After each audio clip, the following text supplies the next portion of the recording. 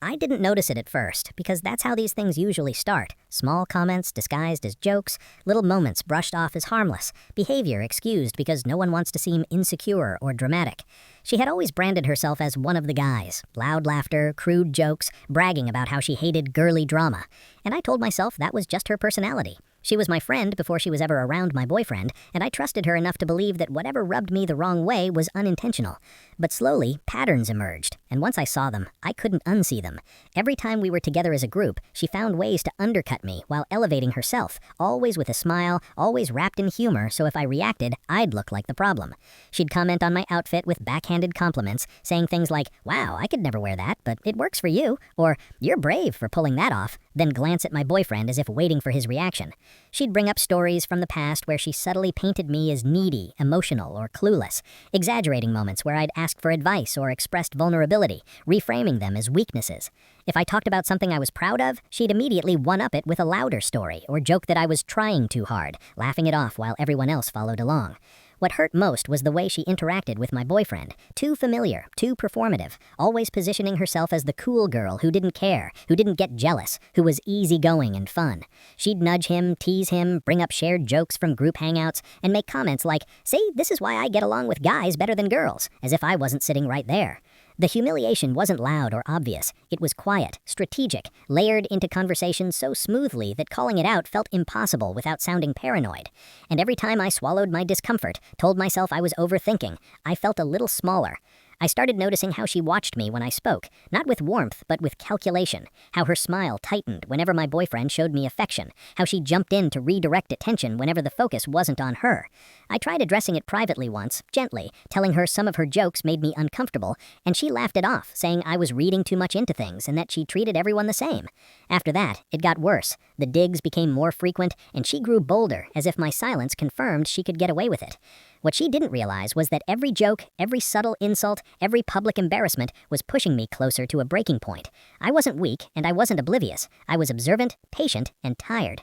And the moment I finally snapped wasn't planned or dramatic, but it was inevitable, because there's only so much disrespect someone can tolerate before self-respect demands a response. The silence that followed felt heavier than any argument could have, thick with the discomfort of truth finally spoken out loud, and in that stillness I could almost see her scrambling to decide which version of herself to present next, the wounded friend, the confused joker, or the unapologetic cool girl, because women like her survive on adaptability, on shifting masks faster than accountability can catch them. She laughed first, sharp and forced, waving her hand as if I'd just told a bad joke, and said something about me being dramatic, about how she treats everyone the same. But her voice lacked the confidence it usually carried, and the room didn't follow her lead this time. No one laughed with her. No one rushed to reassure her. Instead, people looked away, sipped their drinks, shifted in their seats, suddenly very aware of the tension she had spent months pretending didn't exist. My boyfriend finally spoke then, quietly but firmly, saying he didn't find her comments funny and never had, that they'd made him uncomfortable too, and I watched her face change as she realized she'd miscalculated, that the audience she thought she'd secured wasn't on her side anymore. She tried to backpedal, saying she never meant anything by it, that I should have told her sooner if I felt insecure, flipping the blame with practiced ease, but something had changed in me, and I didn't feel the need to defend my feelings or justify my reaction. I told her calmly that calling out disrespect wasn't insecurity, and that intention didn't erase impact, especially when the behavior was consistent and targeted. I could see the crack then, the moment where her confidence fractured just enough to reveal what had always been underneath: resentment, competition, and a desperate need for male validation dressed up as independence. She accused me of overreacting, of making it a big deal in front of everyone, and I pointed out that she had no problem making me the punchline in front of everyone, repeatedly, and that if she truly thought her behavior was harmless, she wouldn't be so panicked now that it was being addressed openly. The conversation ended awkwardly after that, people slowly drifting back into separate discussions, but the energy was permanently altered, and she knew it. She barely spoke for the rest of the night, and when she did, it was cautious, measured, stripped of the performative edge she'd relied on. On the drive home, my boyfriend apologized, not defensively or dismissively, but genuinely, admitting he hadn't known how to intervene before, and thanking me for standing up for myself in a way that made everything impossible to ignore. That mattered, but what mattered more was the realization settling into my chest. I didn't feel guilty. I didn't replay the conversation wishing I'd been nicer or quieter. I felt grounded, steady, proud. In the days that followed, she distanced herself, pulling back with thinly veiled bitterness, telling mutual friends I'd changed and made things uncomfortable. And for once, I didn't rush to correct the narrative or smooth things over. Anyone who paid attention could see the pattern now, and anyone who didn't wasn't someone I needed close to me anyway. I learned then that shutting someone down publicly isn't about humiliation. It's about refusing to participate in your own disrespect any longer. And that when you finally stop playing the role someone assigned you, it exposes exactly who benefited from you staying silent. What followed wasn't dramatic fallout or explosive confrontations, but something quieter and more revealing. The slow rearranging of social gravity that happens when someone loses control of a narrative they've carefully curated for a long time, and I watched it unfold with a kind of detached clarity I'd never had before. She stopped texting me altogether, stopped reacting to my posts, stopped showing up when she knew I'd be there, but she didn't disappear completely. Instead, she repositioned herself, slipping into conversations with mutual friends where she framed herself as the misunderstood one, the girl who couldn't joke anymore without being attacked, the one who had been blindsided by my outburst. I heard about it secondhand, not because people wanted to stir drama, but because they were confused, because the version of events she described didn't align with what they'd witnessed firsthand, and for once, I wasn't the only one noticing the disconnect. What surprised me most was how little I cared to correct her. I realized that the urge to explain myself had evaporated, replaced by a calm certainty that I didn't need to be universally understood to be justified. My boyfriend noticed it too, the way she avoided eye contact when paths crossed, the way her confidence dulled without an audience willing to laugh along, and he admitted something that stuck with me. He'd always felt she was performing around him, like she was auditioning for approval rather than being authentic, and my calling it out had finally put words to a discomfort he hadn't known how to name. That admission didn't feel like validation so much as confirmation of what I'd sensed all along, that her behavior had never been about friendship or humor, but about positioning herself as the exception, the woman who was different, who could stand among men without being seen as competition, while quietly making sure other women looked smaller by comparison. As weeks passed, her absence created space I hadn't realized I needed, space where conversations felt lighter, where I didn't brace myself before speaking, where I wasn't scanning for subtle jabs or calculating how my words might be twisted into a joke at my expense. I started to notice how often I'd previously edited myself around her, softening opinions, downplaying achievements, dressing differently, laughing along when I should have spoken up, and that realization came with a strange mix of grief and relief. Grief for the time I'd spent shrinking to preserve a friendship that had never been mutual, and relief at finally stepping out of a dynamic that drained me more than I'd ever admitted. She tried once more to reassert control, sending a message weeks later framed as an olive branch, saying she missed how things used to be and didn't want drama over nothing, and I recognized it instantly for what it was, an attempt to reset the power imbalance without accountability. I replied politely but firmly, stating that I was open to respectful interactions, but not to minimizing or rewriting what had happened, and her response, curt and dismissive, told me everything I needed to know. The truth was, I hadn't lost a friend. I'd shed a liability, someone who confused proximity with entitlement and humor with dominance. Standing up to her didn't just change our relationship, it changed how I moved through the world, how I responded to subtle disrespect, how quickly I trusted my instincts instead of second-guessing them. I learned that confidence isn't loud or performative, it's quiet and rooted, and it doesn't need to announce itself by stepping on others. And perhaps most importantly, I learned that women who rely on tearing other women down will always panic when their tactics are named plainly, because once the spell is broken, once the behavior is seen for what it is, it loses its power completely. The weeks that followed became a study in contrasts, a lesson in how much energy I had been expending on someone else's ego while my own life quietly waited for attention. Without her constant undermining, I could breathe more fully, notice things I had overlooked, and invest in parts of myself that had been dormant for far too long. I began to pursue personal projects I'd delayed, writing again, joining a fitness group, even taking a photography class, and each small decision felt like reclaiming ground that had been ceded to her subtle manipulations over the years. What struck me most was how liberating it was to engage with the world without filtering everything through her presence or judgment. How strange and exhilarating it felt to form opinions, to speak my mind, to assert preferences without bracing for ridicule or forced comparisons. Friends who had silently witnessed her behavior now approached me with a mixture of admiration and quiet relief, sharing how they'd felt uneasy about her interactions but hadn't wanted to overstep. Their acknowledgement didn't surprise me, but it reassured me that my perceptions had been accurate all along, that I hadn't imagined the subtle cruelty that had been normalized over time. This period of reflection also revealed how deeply social conditioning had shaped me, how I had been trained to prioritize her comfort and approval over my own dignity, to downplay my intelligence, achievements, and assertiveness because a good friend didn't outshine her chosen persona. Recognizing that, I consciously began to dismantle the old reflexes, to refuse the automatic minimization of my voice in the presence of someone performing dominance, and to accept that it was not only permissible, but necessary to occupy space unapologetically.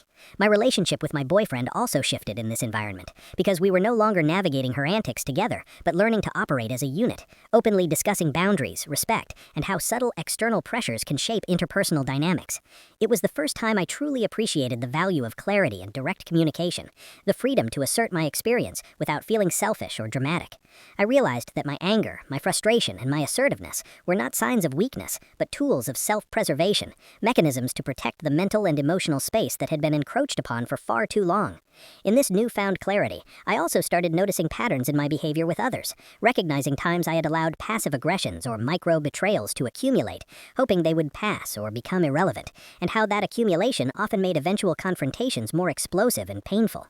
With this awareness, I began addressing minor transgressions in real time, reclaiming authority over my personal boundaries and social narrative, understanding that silence and tolerance often invite repetition, while measured, firm responses prevent long-term erosion of self-respect.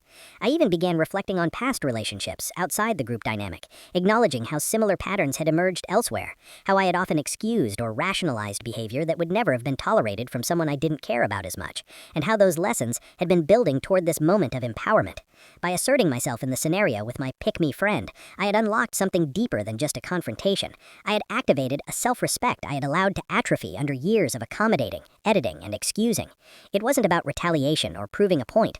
It was about reclaiming the version of myself that had been muted for social expediency, restoring a sense of integrity that extended far beyond any one friendship, and realizing that true strength often manifests quietly, in steadfast refusal to allow repeated disrespect to define your place in the world. Even now, as I navigated new friendships and experiences, I could feel the ripple effects of that night, the subtle but profound assurance that I would never again accept invisibility, belittlement, or humiliation disguised as humor. The power of naming the behavior, speaking it aloud, and refusing to tolerate it had permanently shifted my internal compass, giving me clarity, confidence, and a fierce sense of self that would shape every interaction moving forward. By the time several months had passed since that night, the changes in my life were subtle but undeniable, almost like tectonic shifts happening beneath the surface. I noticed how much lighter my social interactions had become, how much more effortless my friendships felt when they were built on mutual respect rather than unspoken competition. Without her constant undermining hovering in the background, I could breathe in the presence of others without bracing myself, without scanning every remark for hidden jabs or concealed critiques. Even casual conversations felt richer, more authentic, because I no longer had to calibrate my humor or opinions to avoid being minimized. I discovered that asserting boundaries publicly had given me more than just immediate relief. It had fundamentally changed the way I perceived myself and the way others perceived me. People who had previously only interacted with her lens now began to see me as I actually was, confident, articulate, and capable of holding my own space without aggression or defensiveness. It was astonishing to realize how much of my energy had been devoted to countering her manipulations, and how freeing it felt to redirect that energy into cultivating myself and my environment. I also began to notice my boyfriend's behavior shifting in subtle ways, no longer quietly tolerating the tension or attempting to mediate without clarity, but actively affirming boundaries, engaging with me as an equal partner, and demonstrating a level of respect and attentiveness that I had learned to expect and demand. That shift made our relationship feel healthier, more balanced, and ultimately more intimate, because we were no longer operating under the pressure of external social sabotage. In the professional sphere, I noticed a similar transformation. My confidence in group settings grew as I applied the lessons I had learned from confronting her. Speak clearly, assert your perspective without apology, and refuse to let subtle power plays undermine your contributions. Colleagues began responding differently, treating my input with more attention, more weight, as if my ability to claim my space without hesitation had permanently altered the way I was perceived. I started noticing moments where other women were subtly diminished or manipulated, and I felt compelled to intervene, not as a savior, but as someone who now recognized the patterns and refused to let them go unchallenged. Those experiences reinforced the gravity of what I had learned, that passive endurance of humiliation often emboldens the instigator, while measured assertion not only protects oneself, but recalibrates social dynamics more broadly. On a personal level, I began reflecting on how my previous tolerance had affected my self-perception, how years of silencing discomfort and excusing behavior had created patterns of doubt and self-blame, and how reclaiming my voice was not merely a reaction, but a proactive declaration of self-worth. I explored new friendships with a sharper awareness of mutual respect and emotional reciprocity, learning to identify early signs of undermining behavior and address them before they could take root. I also allowed myself to enjoy life in ways that had previously felt complicated by her presence. Spontaneous outings, honest conversations, playful banter that wasn't undercut by subtle competition. Those seemingly small freedoms accumulated, creating a profound sense of liberation, as if a long shadow had finally been lifted. I realized that this liberation was not just about her absence, but about the internal shift she had inadvertently catalyzed, a recognition of my own resilience, a clear-eyed understanding of social dynamics, and the capacity to enforce respect without apology. Even months later, when I saw her in passing, distant, guarded, her habitual smirk replaced by an uneasy neutrality, I felt no anger, no need to justify my behavior. The confrontation had already served its purpose, permanently altering the landscape of our interactions and my internal compass. I had emerged with clarity and empowerment, a sense of self that no longer required her diminishment to feel validated, and a capacity to navigate relationships with precision, dignity, and quiet authority. This was not a fleeting victory, it was a foundational transformation, one that would guide every future interaction, protect my boundaries, and ensure that no one would again assume they could trivialize, embarrass, or manipulate me without consequence. I could finally recognize that true strength isn't loud or performative. It's the quiet certainty that you will not tolerate disrespect, that you will claim your place, and that you will emerge from conflict not diminished, but reinforced. The months following that confrontation became a period of deep reflection and quiet reconstruction, not just of my social life, but of my understanding of self-worth, respect, and the dynamics that allow subtle manipulation to flourish. Without her constant presence, I began noticing how often I had unconsciously edited myself around her, carefully modulating my behavior to avoid giving her ammunition, minimizing my achievements so she wouldn't feel threatened, softening my opinions so she could remain the cool one, and even holding back affection or attention from my boyfriend to prevent her from feeling excluded. All of that energy, years of constant calculation, had been spent preserving her image rather than nurturing my own. Once she was no longer a factor, that energy freed itself, and I was able to redirect it toward personal growth, relationships built on honesty, and pursuits that genuinely excited me. I enrolled in workshops, took on new projects at work, and even explored creative outlets I had abandoned long ago, discovering a joy in pursuing interests for their own sake rather than performing for approval. Socially, I became more discerning, paying attention to reciprocity, emotional intelligence, and the subtle cues that once eluded me because I had been too focused on avoiding confrontation.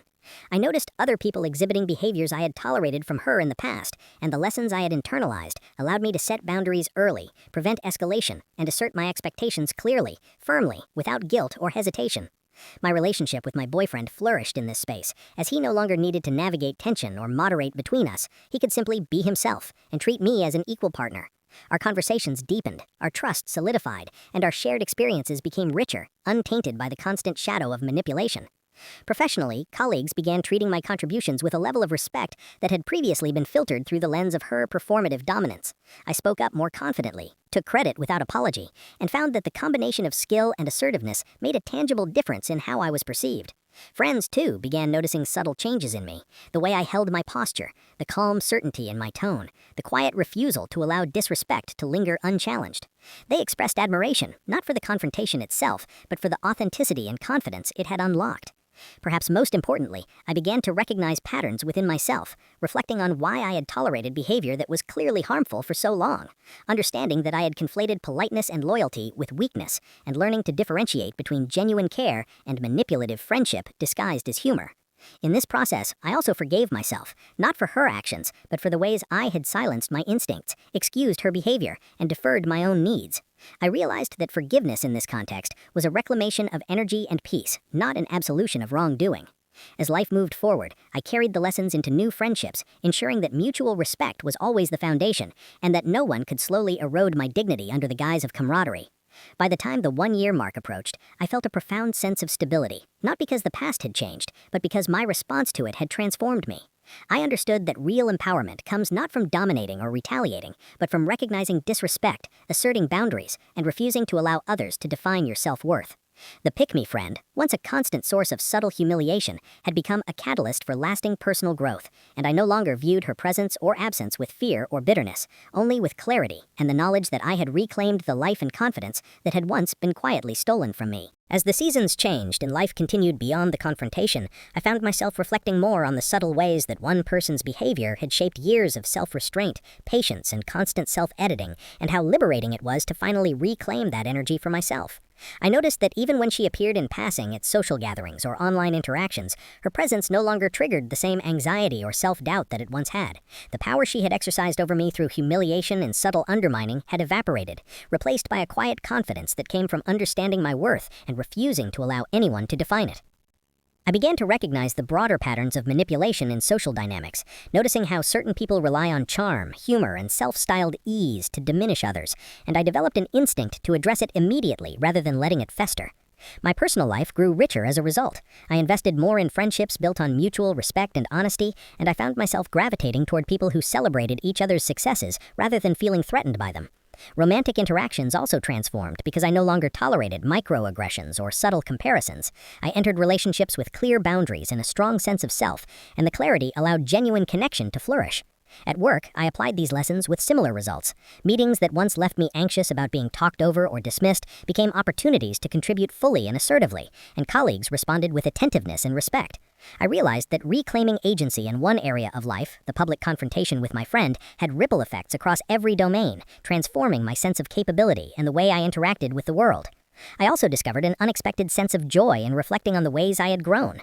By confronting someone who had thrived on my discomfort, I had not only ended a toxic pattern, but catalyzed a broader personal evolution. I could now recognize manipulation early, speak with confidence, and walk away from any relationship that did not honor my dignity. The empowerment was subtle, often invisible to outsiders, but profound in its consequences. I approached each day with a sense of calm assurance, no longer preoccupied with what others thought or how they might attempt to undermine me. Even moments that might have once triggered insecurity, a sideways glance, a snide joke, or a passive-aggressive comment, were met with neutrality or direct assertion, and the result was a social environment that felt safer, freer, and more aligned with my values. Looking back, I realized that the confrontation, though uncomfortable and tense, had been necessary not only to preserve my dignity, but to teach me the long-term lesson of self-respect and agency. I had survived humiliation, reclaimed my voice, and discovered that the quiet power of setting boundaries firmly and clearly could transform life in ways subtle yet profound. It wasn't about winning an argument or proving someone wrong. It was about asserting that my presence, my voice, and my worth were non-negotiable, and that understanding this fundamentally altered the way I approached every relationship, every social interaction, and ultimately, my own sense of identity. Through this experience, I had learned that standing up for oneself is rarely dramatic in the long term, but it creates ripples of clarity, respect, and personal growth that extend far beyond the initial confrontation, shaping the life one chooses to lead and the people with whom one chooses to surround oneself. In the months and years that followed, the repercussions of that confrontation rippled through every aspect of my life, far beyond the initial friendship that had prompted it, and I began to understand that what I had thought was just a singular moment of standing up for myself was actually a catalyst for deep, lasting transformation. I noticed the way I approached conversations now, calmly, confidently, without the shadow of fear or the need to anticipate hidden jabs, and realized that the habit of scanning every interaction for covert undermining had disappeared. My relationships, both personal and professional, became richer and more authentic because I no longer tolerated subtle disrespect, manipulation, or competitive posturing masked as humor. Friendships I had once maintained out of convenience or obligation faded naturally, and new connections emerged with people who genuinely respected my boundaries and affirmed my value. Romantic interactions, too, shifted profoundly, as I could now communicate clearly, assert needs and expectations without guilt, and refuse relationships that were built on manipulation, jealousy, or control. In the workplace, I carried the lessons forward with precision, navigating meetings, collaborations, and negotiations with a level of confidence and clarity that had previously felt impossible. Colleagues responded to my voice differently, giving it the weight and attention it deserved, and I realized that my assertion of boundaries in one personal situation had reshaped how I was perceived across the board. Beyond the tangible benefits, however, the internal transformation was even more significant. I felt lighter, freer, and more fully myself, as though a layer of self-doubt and hypervigilance had been peeled away. I no longer second-guessed my reactions or minimized my feelings to maintain harmony for someone else's comfort. I began to explore ambitions and passions that had lain dormant, devoting energy to creative projects, personal development, and meaningful experiences rather than monitoring the moods and manipulations of others. Even seeing her in passing, at events or in mutual social circles, elicited no fear, no anxiety, and no need to defend myself. The power she had once wielded over me through humiliation, subtle comparisons, and the exploitation of social dynamics had been rendered meaningless by the simple act of naming it and refusing to participate. Reflecting on it all, I could see the profound ripple effect. A confrontation that seemed small, tense, and uncomfortable at the time had led to a recalibration of my entire life. I had learned to assert myself, protect my dignity, recognize manipulation before it could take root, and reclaim the energy that had previously been siphoned away. More than that, I had discovered a quiet confidence, a self-respect so rooted that it no longer depended on the approval or perception of others. And perhaps the most powerful realization was that this transformation didn't require revenge, humiliation, or public spectacle. It required clarity, courage, and the steadfast refusal to allow someone else's insecurities and manipulations to define my worth. That understanding now informs every choice I make, every interaction I have, and every relationship I cultivate, creating a life that is not only free of toxic influence, but rich with authenticity, respect, and the enduring knowledge that standing up for oneself is the most profound act of self-care and empowerment imaginable.